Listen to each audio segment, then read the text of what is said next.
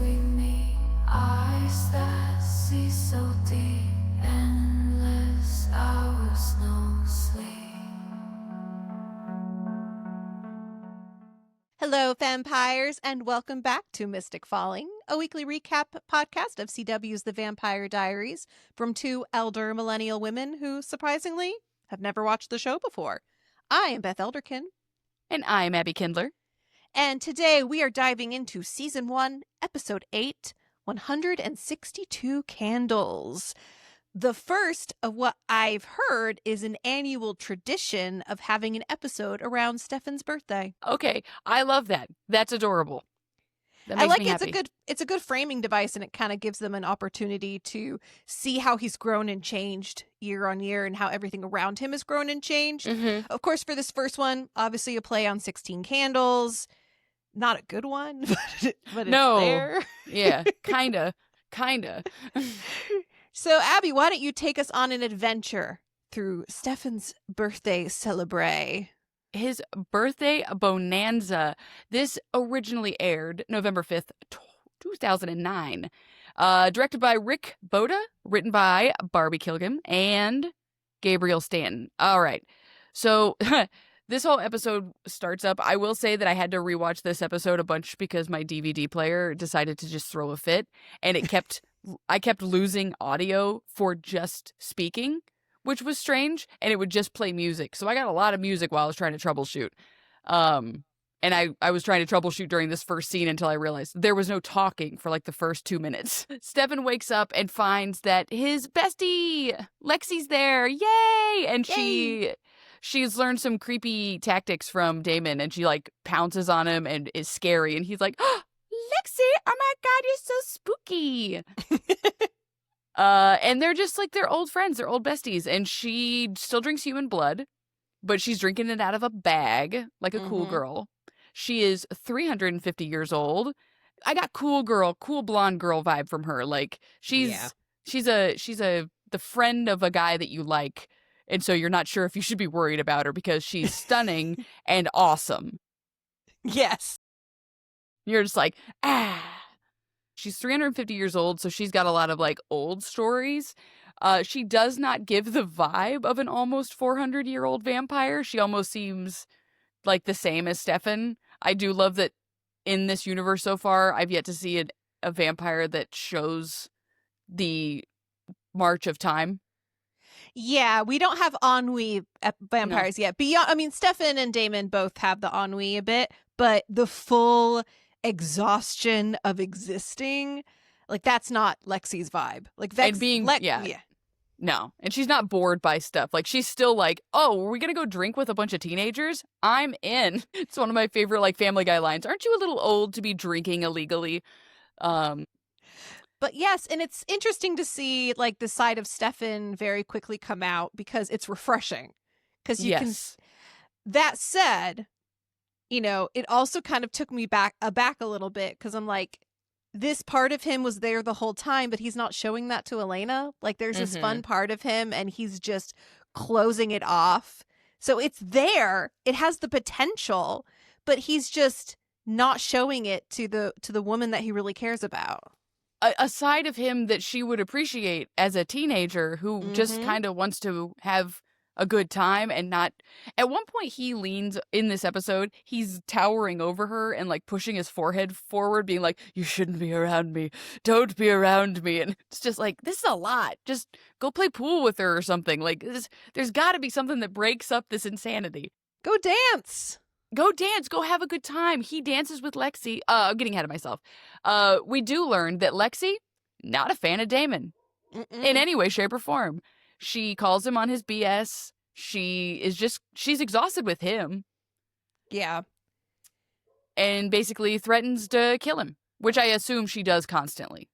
Yeah, he's kind of, they're having like a fun but also menacing back and forth. Like he's trying to like poke the bear a little bit, and he does so successfully, and then she like lunges at him and is like, "I'm older than you, and you know what that means. I can kick your ass and I can murder you in like 2 seconds, and there's nothing you can do about it." And then he's like, Can't argue there. I do find it interesting she does not have a sunshine ring. No, and she's a lot older than them. And that actually kind of contradicts what I was originally thinking, which is that every vampire gets one.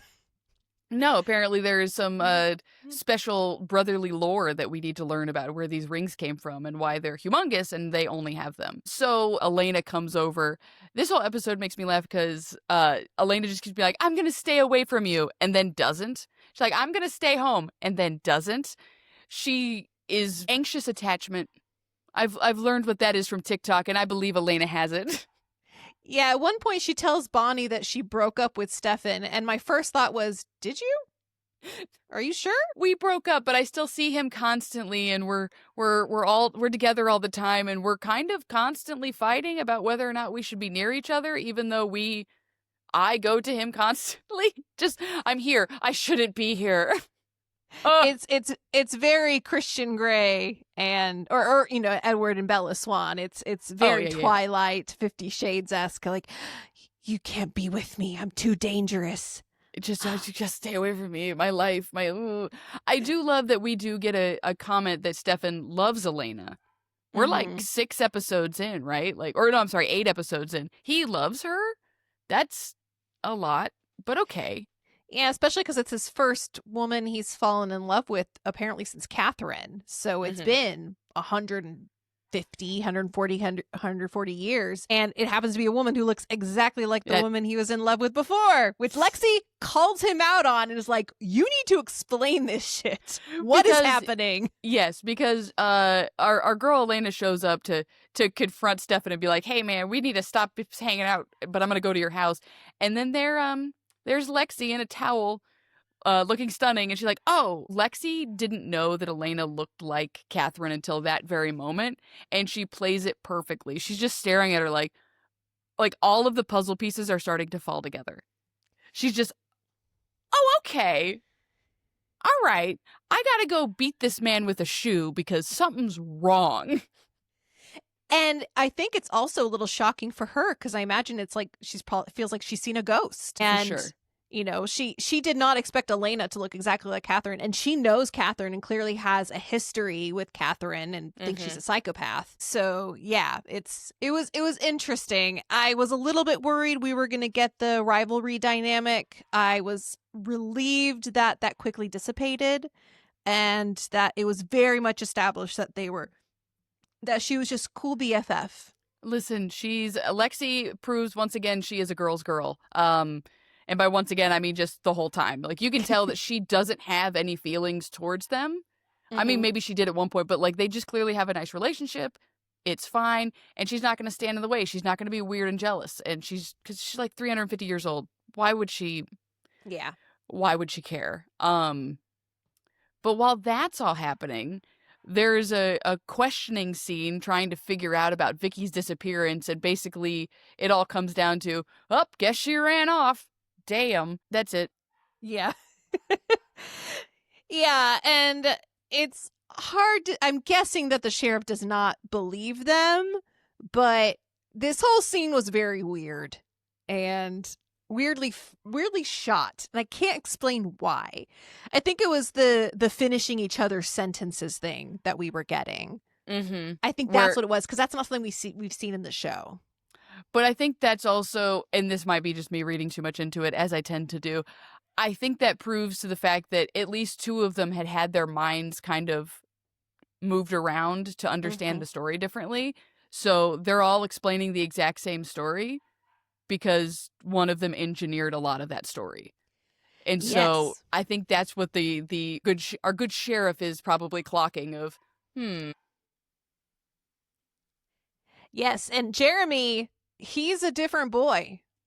And we see Jenna. Finally, Jenna's back for 2 minutes. Well, because her boyfriend disappeared as her well. Boyfriend dumped her.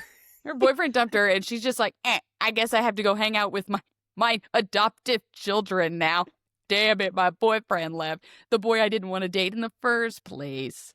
And Jeremy's like, he's not drinking anymore. He's not doing drugs anymore. He's studying. He's clean cut. He's not bothered. He's going to study. He's studying. So Elena thinks Damon did something a little bit more, And the way he words it is very cryptic. It reminded me of Rumple, all magic comes with a price. Yeah. And and this is one of those moments where you get the vampire sense from him of just being like, he doesn't care about this guy at all, like this kid. And so it was, hey, I need you to take away the pain of Vicky. And he probably just went in there and went, I relieve you of all of your suffering. You are no longer sad. And now he has no sad feelings about Vicky, his parents, anything. I'm wondering if this will turn into him being like a weird adrenaline junkie because he has no capacity to suffer. Interesting. Wouldn't that be crazy? Vampire hunter who has no... And then they, to neutralize him, they have to, like, break his brain back open, and he just, like, crumples on the floor in tears. Well, we also get Damon stopping by with the last amount, big air quotes here, of the vervain. And he's like, hey, here you go. How was he able to put it in the box? I assume there is a cut scene that they didn't put in the DVD for me of him in a full level A hazmat suit. He has to, like, get cleaned off first, go into a quarantine for 48 hours afterward. He's got those, like, the big tweezers that you use to move radioactive material around, and he's just, like, desperately shaking as he puts it into an old Amazon box, like, oh god, closes it, and he's driving with it, like, out in front of him, like, oh god. But yeah, he's trying to suck up to the sheriff and be like, I'm one of you guys, like, I'm a vampire hunter. Like, I know what's up. Give me the deets. Can I be, like, part of your clique? Tell me everything about this because I'm supposed to be 18 or 19. Yeah, let me be part of the club. And she's kind of on board. You can tell she's a little confused, but whatever. I mean, they did just lose Logan Fell, so, they've got an opening for a young, ambitious man.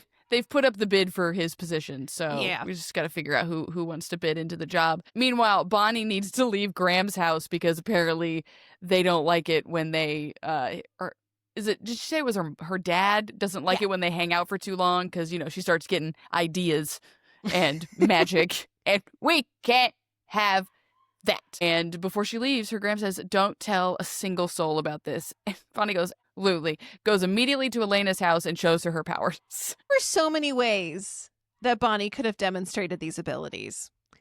Completely tearing open her feather pillow. A down pillow. That's not a cheap pillow. No. I got mad. I stayed mad. Also, usually and I was mad, but then I was also mad for a different reason because usually down feathers are not that big. They're like a lot smaller, which obviously is not as cinematic, but still it was just like that seemed like the most uncomfortable pillow in the universe. But yeah, it definitely cost her $130 from Home Goods. So yeah, she could have just brought a couple flowers that she picked up on the sidewalk and just taken the petals off and done that. She could have done literally anything. She could have moved anything. I don't think the weight of anything has anything to do with her ability to move them. So she could have been doing that with nail polish. She could have been doing that with the fake stars on her wall or something like that. Whatever. With Elena herself. Woo! Like, what is it? Stiff as a board, light as a feather, stiff as a board. Just Bonnie can play slumber party games all by herself. And she's just like, oh, and by the way, don't tell a single soul about this. And Elena is just like, I can't keep any more secrets in my brain. You're a witch. My ex-boyfriend is a vampire. I can't do any of this. And she gets really upset. And so she goes to a party that Damon has compelled Caroline to throw at Mystic Grill because there are no other establishments in Mystic Falls. And it's a birthday party, but no one else knows that it's a birthday party. Yeah, I was confused about this party situation. Caroline does not work at Mystic Grill. Her mom is the sheriff, does not own Mystic Grill. Her dad is far away with a guy and living his best life. He does not own Mystic Grill. She is a teenager. She is underage. At what point was she able to go to the management of this place and be like, can I completely overwhelm your establishment with underage children who cannot legally drink? Yeah, we're going to have a party. It's tonight. I'm going to need you to, I'm going to need full control of the whole bar. You know what? Props to Caroline. She initiated one heck of a party with very little time. So this whole crash out she has later, I'm sorry, this whole crash out she has about like being useless and stuff, girl, no one else could have thrown that party. No one else could have made. She That's has crazy. skills. She has skills and untapped power to organize people. Want to talk about being a vampire hunter? Someone that can organize people in that short amount of time? Give that girl access to some pitchforks and some torches. Stefan's like, I don't want to go, but it is my birthday. My best friend's in town, so I guess I'll go. I'm going to go, and I'm going to invite Elena. And Elena said, absolutely not. I'm just staying in. But she goes anyway. Bonnie's there. She's wearing the necklace. Caroline tries to, like, take it from her. It shocks her. And then Damon gets real mad and is crazy abusive to her, which sucks, knowing that last week I was like, I love him. Didn't love him this episode so much. But she decides to self-medicate with tequila. Mm-hmm. And it goes about as well as you think it would go. Yeah, and she fumbles over to Matt, who takes care of her, takes her home, talks with her, takes off her shoes, is a gentleman. I wrote Matt the Labrador in our notes. The golden Matt is retriever. definitely the golden retriever boyfriend who Mhm. definitely wants someone to take care of. Mm-hmm. And he has found his damsel in distress because why? Because to him, and he's not wrong, but like he's looking at Caroline being like, who would be mean to her? And why? Because she's like, I identified so much with her like drunk upsetness of just being like, I could be deep, I could be the abyss. And he's like, no, you can't. Like, that's not who you are. You're not deep and dark and brooding. You aren't that. And what that's she called fine. herself a kiddie pool, right? I loved that Because line. She's not deep. She's a kiddie pool. I love that because that's, Yeah, again, that was a that good is line. such a 17-year-old drunk. Like, I would imagine her in a bathroom saying that, and like 3 other girls, no, girl, no, you're not. You're great. You're so deep. You're so deep. And he doesn't know what he's missing. He doesn't know what he's missing. Girl, billionaires would go down into the depths for you and then implode because they poorly built something. That's how deep you are. It's just, she's upset and she goes, but as she goes out, she basically triggers the cops to come inside because the cops are there, Beth. Why are the cops there? Cops are there to do some vampire hunting. The vampires are out and about. And so I guess they're just patrolling. I don't know. It's coincidence because Damon has a diabolical plan. Yeah, a diabolical plan that he does not... A very Rumple diabolical plan. Mm-hmm. I think he kind of knows what he's doing. But she's like, okay, Lexi asks him to tell her the diabolical plan. And he says, well, then it wouldn't be very diabolical. Which leads me to believe that he does not know what the word diabolical means. Yeah, because it'll still be diabolical if more people know about it. Which... That part doesn't change. So this leads me to my belief that Damon is not a villain. Why? Because he did not monologue. He could have monologued about his dialogue or about his diabolical plan, but he did not. So I rest my case, Your Honor. But because Damon had gone out, he's so mad at Caroline for being shallow like the kiddie pool at the local pool, and goes out and kills a guy that's just trying to like secretly make out with a girl in an alley, having a good time. He kills him, but not her. And so the police show up, find him, find her. And then when our good friend Caroline gets carried out of the bar and the sheriff, are there underage children in there drinking? Of course there are. Of course there are. So they go in with the witness, and Beth, the witness, identifies the vampire who killed her boyfriend as Lexi. Mm-hmm. Dun, dun, dun, dun, dun, dun. And they treat it like this is the vampire. This is the one that's causing all the problems, even though we have literally never seen her before and she's just out in public. It checks out. And yeah, she just like stabs her with vervain and then drags her out and nobody like bats an eye. No one bats an eye. They're just like, and so she's getting drug out of there. She's obviously weak from the vervain being given to her intravenously. I gets drug out. Oh, it's a meow. It's a kitty cat. Meow, meow, meow, meow, meow. She gets drug out, and then Lexi decides, this isn't how I'm going to go down. Mm-hmm. And then Lexi is scary. I loved this. If it weren't for Damon, this would have been a 10 out of 10 scene, because Lexi is just like, no, the vervain is in me, but girl, I'm 350 years old. This isn't how I go. Not by a sheriff with a haircut that I don't think is legal for sheriffs. And she just walks, and she gets shot by a wooden bullet, and she keeps walking. I think she gets shot a total of 3 times. Yeah. And she's still going because she had like 3 pints of human blood. She is unstoppable. And a bunch of shots of tequila. She's tequila strong. Yeah, she is old. She is mighty. And she is drunk. She is drunk. No stopping her now, except this. Uh-oh. This is Lexi took pre-workout and then got drunk, so she is unstoppable. And then yes, because Damon comes out and stakes her through the heart. Mm-hmm. Stefan and Elena witness this, and basically Damon is like, this is my plan. Lexi dies, and he's like, cool, I can be a vampire hunter too. And the sheriff's like, pretty good with a stake there. And he's like, yeah, no big deal. It's fine. Let me know when the next party club is. And she's like, okay, I guess. And then Stefan, like, blacks out from anger because that's his oldest and bestest friend. And Mm-hmm. Damon is a monster who just killed her, and he doesn't know why or whatever. So he's like, I'm going to go and kill Damon. And Elena's like, no, Stefan, no. This will eat you alive. Just talk to me. The whole episode is just those two trying to get each other to talk to them, and neither of them will talk to each other.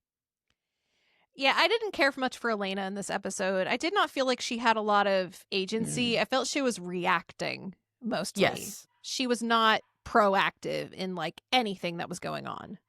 And so Stefan goes to the house, and they have... Beth, was this a weird fight? It was a weird fight because Damon's already established that he can kick Stefan's ass. Yeah, it was just odd. Also, it was odd how it was shot. Like, I kind of got what was supposed to be going on, but it was just odd. But Stefan then stabs Damon, but he stabs him under his heart because... in the tummy. Damon saved Stefan's life. So Stefan is going to spare Damon's life, and now they are even. And it's very clear that Damon is no longer on good terms with his brother. He is in the doghouse. And also, Elena... She exists in this episode. Yeah. She's there. That's fine. And the last bit that we get is Bonnie having a prophetic dream of she's asleep. She's in the woods. She's suddenly at the graveyard where Vicky and her friends were attacked. And then she sees her ancestor being like, they're here or they're coming. And then smash cut, Vampire Diaries, roll credits. So things are ramping up. Yeah, I think we're about to meet some more vampires. It looked like she actually sleepwalked. Like she was dreaming about running through the woods. She finds her ancestor, but she woke up in her pajamas in the cemetery.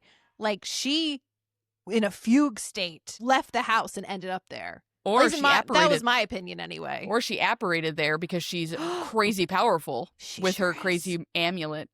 So that is 162 candles. No one lit any fires. No. Very disappointed. I was also a little disappointed that there was a different actress playing Bonnie's ancestor. I for sure thought it was going to be the actress who plays Bonnie. Agreed, but I think that might speak to the fact that she might be interacting with this ancestor a lot more, and they didn't want to have to do, a Parent Trap situation with them. So I imagine they're going to have to do that if Catherine ever comes into the picture, which 100%. We'll see. We don't know if she's alive. Well, we're not sure if she's alive or dead in the show, right? Right. We don't really know what's going on with I don't her. think it's clear if she's dead. I think they think she's dead. Mm-hmm. But I'm going to guess. And if I had to call a shot, I don't think Lexi is dead either. I hope not. Maybe she'll turn into a bat. Ooh, a bat. So I did read a little behind the scenes thing. Apparently, so this role was played by Ariel Cabell, who is been in a lot of stuff. Mm-hmm. I recognized her from 50 Shades Freed, where she's the realtor who is tempting Christian. So like very much in the vampire family. She's also been in other stuff too. So I recognize her as Lindsay from Gilmore Girls. She was Dean's poor first wife. They got married too young, and she goes off to live her best life. And I assume canonically in the Gilmore Girls universe, she moved to a bigger town, living her best life, talking about her terrible ex-husband when she lived in a tiny town. She was also in like one episode of True Blood. And as we discovered before we started recording this podcast, she was also in the spoof movie called Vampires Suck. That was like a spoof of like all the vampire stuff that was happening around this time. So girl likes vampires. And because you watched her in the 50 Shades franchise, vampire adjacent. Yeah. So, and you know, she did a good job coming into this role really quickly because it's a different kind of vampire. This is a vampire who's fun, who's having a good time, who's just living her best life, and doesn't really care about the minutia. Like she's not really there for that. She's just traveling around and having fun and literally partying with John Bon Jovi. Good for her. Yes. So my standout moment actually involves Lexi. It's Lexi's conversation with Elena that happens at Mystic Grill. Elena's kind of giving some weird looks to Stefan when Lexi and him are playing pool. And, you know, we could have easily set this up as like a weird rivalry thing, but Lexi kind of tampers that down right away. Just walks straight over to Elena and is like, he's crazy about you. Don't be an idiot. He and I are friends, and I loved a human long ago. And then she has this really good line where she says, when it's real, you can't walk away. Yeah. And I thought that was a really nice line. And apparently it's like a famous line in the Vampire Diaries faniverse or whatever. Oh, that's cute. Okay. And she was supposed to be a one-off character, one episode, but people loved her so much. This may not be the last we see of her. What form it will take, I don't know. But I do think that we're going to see her again. She's going to be a force ghost for Stefan. Maybe. No, I agree with you. This was a very good scene because like in this time period, it would have been very easy for it to be a rivalry or a cool, like overly cool girl situation. But Lexi was a good character. I like the way that this was written. And I like that she was advocating for Stefan. She's like, well, he's not like that for me. Yeah, girl, you guys met 4 minutes ago. I've known him my whole life. Well, not my whole life, his whole life as a vampire. So, yeah, we're going to be different. We're going to be more comfortable around each other. You guys are still figuring each other out. Like, he's only cooked one meal for you. Of course, he's not going to be... He's trying to figure out how to not break you or suck the life out of you. So, it's going to be different, girl. You got to be careful. It's not a surprise to me that this episode was written by two women, because I feel like if this episode had been written by men, the scene would have played differently. It was definitely a conscious decision to have the two of them relating to each other as they were, and to portray Lexi as an empathetic character who feels for Elena's situation and also feels for Stefan because she's been in the same situation before. That said, they didn't exactly pass the Bechdel test, but small victories.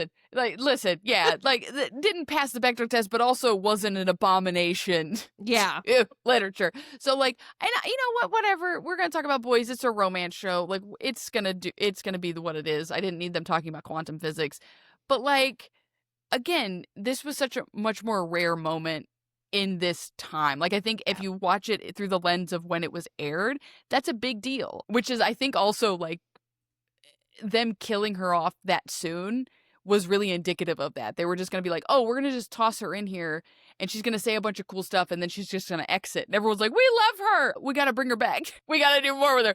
Force Ghost. We struck gold. We struck gold. Bring her back as a Force Ghost. She's got a cloak on. She'd rock a cloak. Could you imagine? Oh my God. I'm hoping we see her in flashbacks with Stefan with their past. I want maybe them drunk how they on the first Statue met. of Liberty. I want them drunk in the Statue of Liberty, Beth. That's all I want. She mentioned it. I'm like, I need to see it. I want to see Stefan and her, and I assume any other people that were there, drunk in the torch of when they, I don't know, built The Statue of Liberty? No, stuff is not that old. They were also like in the Trevi Fountain, like apparently playing around in it, which is a big taboo. Or is it? Maybe it's not. I can't remember. I can't remember if that's a fountain that it's cool to hang out in. Most fountains aren't real chill about you being in them. Yeah. You're supposed to put a quarter and a wish inside and just call it a day for most of the things. And also, fountain water. Abby puts her safety manager hat on. Fountain water, guys, don't drink it. Don't be in it. You're going to get a virus. You're going to get bacteria, and you're going to poop yourself to death. So stay out of the fountains. Thank you. Good advice. Yeah. Yeah. Because we wouldn't want to happen to us what happened to Lexi. Well, she didn't die from diarrhea, but she did die from something else. She died of dysentery. Dysentery of a stake through her heart. Yeah, my standout moment was also Lexi's death, but I think I ran myself over and I talked about it already.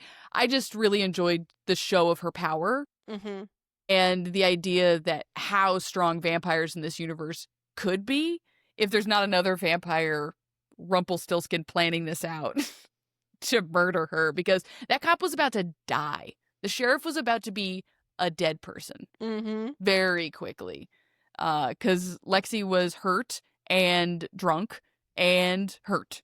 That's a feral animal that you've cornered. It was about to be very bad for her. Yeah, and it's not to say that she would have eaten her, but she definitely would have killed her. Oh, she would have. She probably would have just broken her neck because she's not hungry. Yeah. So she and apparently the bit of lore that we learned in this episode, alcohol helps the cravings dissipate a little. So if you're hungry, just drink. Bad life lesson, but okay. In the last episode, they also said caffeine does that too, like coffee. Oh God! So a Jaeger bomb would be the perfect choice. So remember we were talking about sake bombs last week?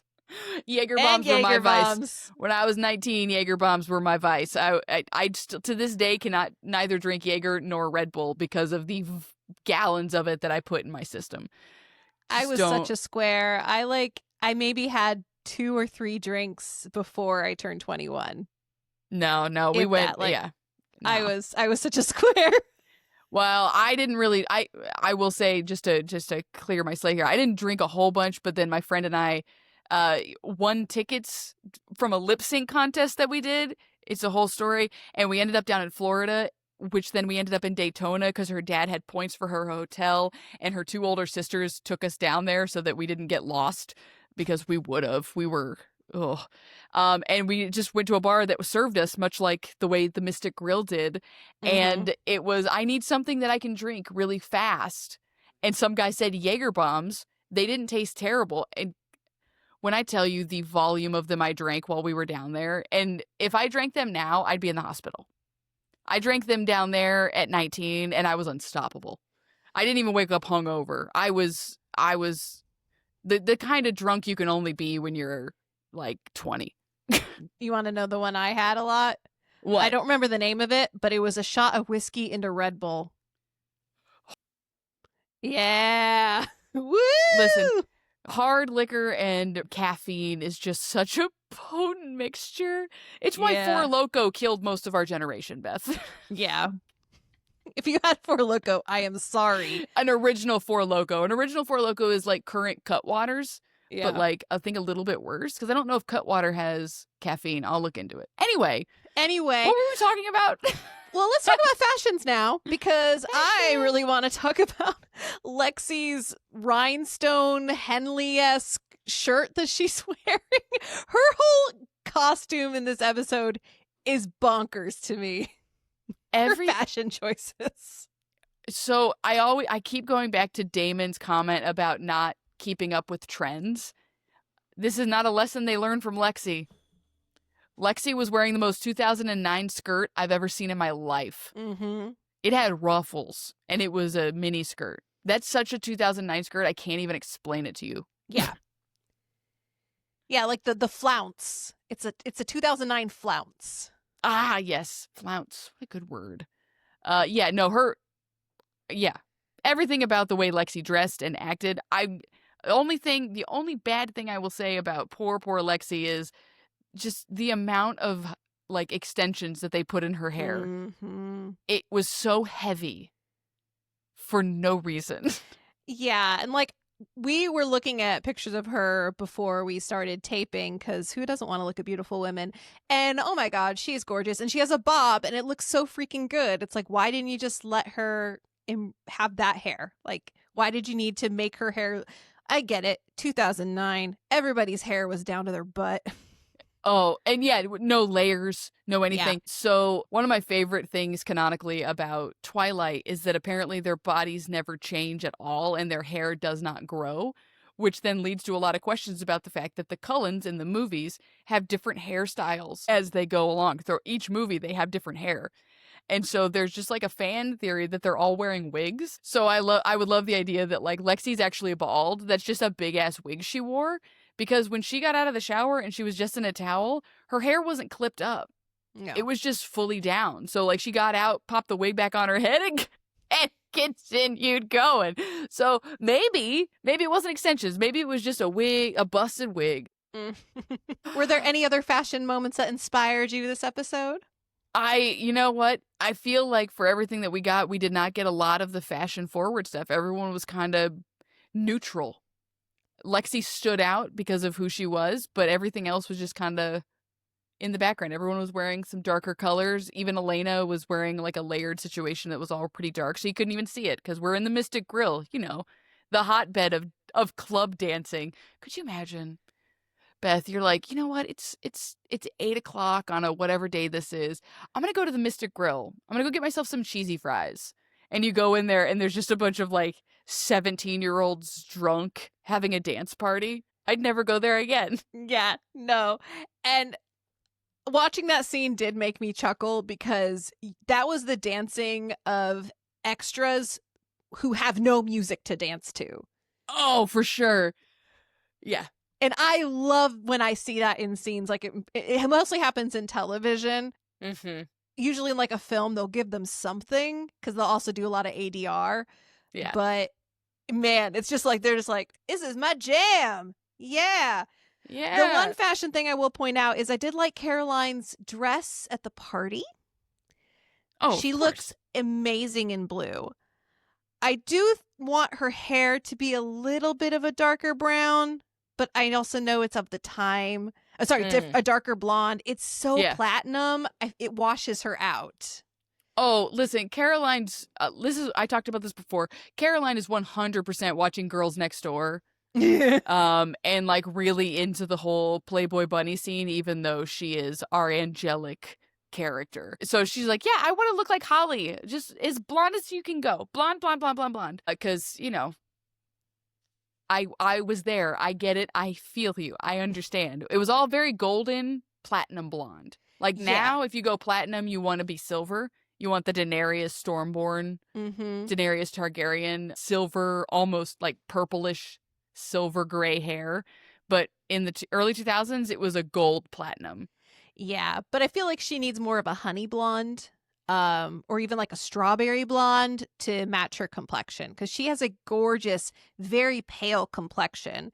So she needs something with a little bit more warmth to kind of balance that out, which we may see one day. We'll see. Either way, I mean, she looks great. Like, don't get me wrong. Yeah, I agree with you. It's just more of a, if I were the hairstylist or the makeup artist, I would be flagging this just a little bit. So, but that also, again, just talking about like the early 2000s, we didn't do a lot of like, we would do chunky highlights, which Caroline would never do. But otherwise, our hair was all one color. Yeah. Like there was no low lights or high. You kind of had them, but for the most part, your hair was just like one color. It is this color. It is brown. It is blonde. It is black. It is whatever. As opposed to now where like, you know, you got face framing pieces and all that other stuff. Being 17 at that time, you're like, I want you to be blonde. What kind of blonde? Blonde. Yes. And she was probably doing it in a box because she watched a L'Oreal commercial with Reese Witherspoon, who lied to us constantly saying her hair color was box color. And it never was. Nope. I was lied to. Never bleach with a box. It will never end well for you. You have to get it professionally done, and it will take a long time. Oh, yes. Well, everybody, thank you for joining us for this latest episode of Mystic Falling. You can subscribe to us on Apple Podcasts, Spotify, or wherever you listen to your podcasts. If you want to see our beautiful faces and watch our incredible dance moves, you can subscribe to us on YouTube. You can also join us on our Facebook group, and you can follow us on Instagram. We're going to be back next week with Season 1, Episode 9, History Repeating, where apparently Damon's ex is going to come into the picture. So we're getting more vampires, and Bonnie's witchiness continues to grow until she becomes the soul, the heart of all of humanity and destroys the world. She's a world eater. She's going to become world eater. That's my fantastic. Episode 9, Bonnie becomes a world eater. Everybody, thank you for joining us. We'll see you next week. In the meantime, keep your ring on, drink that vervain, and Abby, I do believe if I told you what was going on, it wouldn't be diabolical. What word is he missing it with? There's diabolical. What word? Clandestine. It should be a clandestine diabolical plan. Come on, Damon. Bigger words. Yeah, you've got a lot of time. Use that Encyclopedia Britannica. Moon